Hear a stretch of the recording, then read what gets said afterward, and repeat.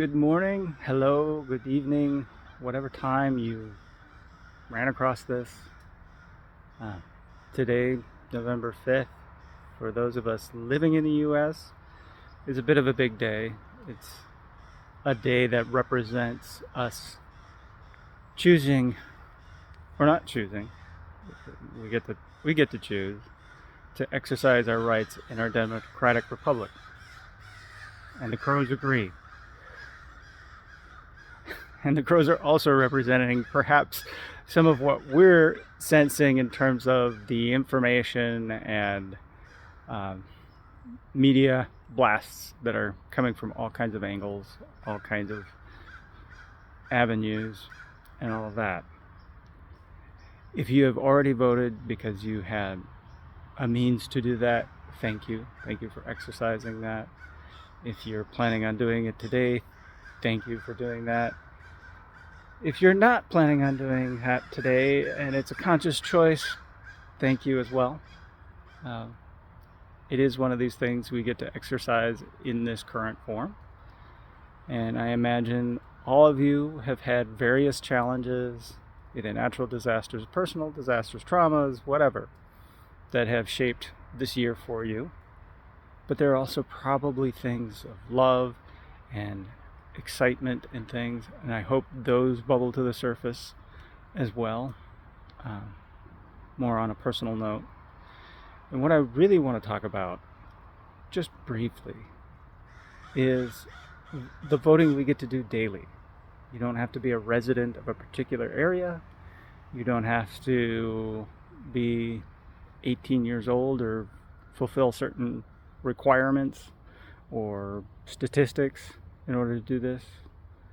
But we all, by virtue of being a human, get to vote on these things. And what those are, basically boiling it down to, is respect and dignity for ourselves and for others. Even if they are people we don't understand, we can still offer them some respect and dignity for whatever it is that's going on.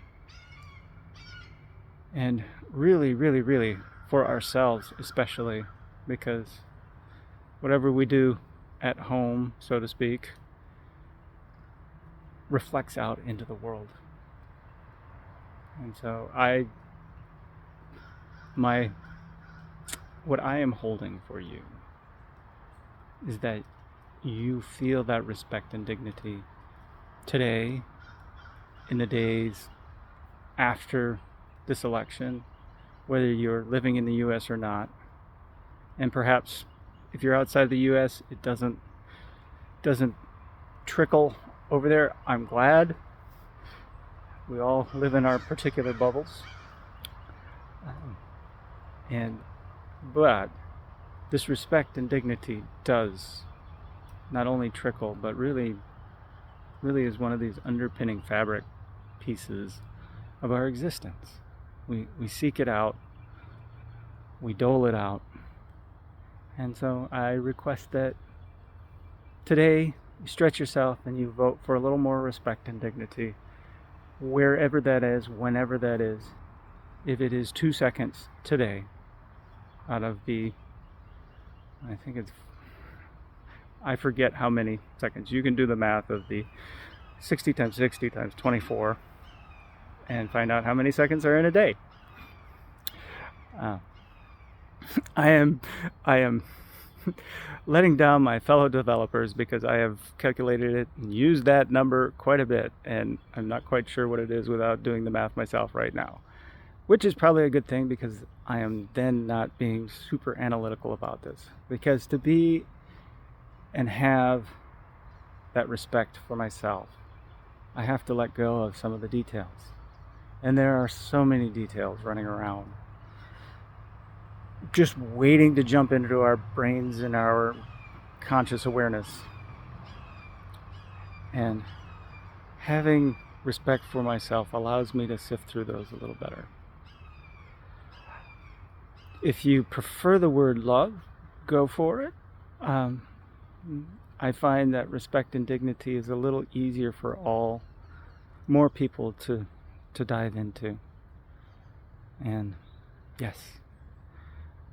And there is something that I want to share that is a cool little thing that isn't supposed to be happening. And I'll see if I can get it onto the screen, and we'll see. And hopefully you can see that. It is a flower that is supposed to show up in spring, but it is November. And you can kind of see some of the leaves are already turning color for their fall color. This being the US, that's what that is. Yeah.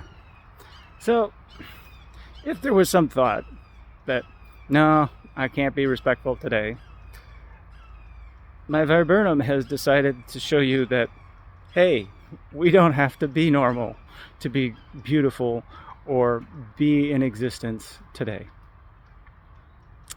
So, respect to you all.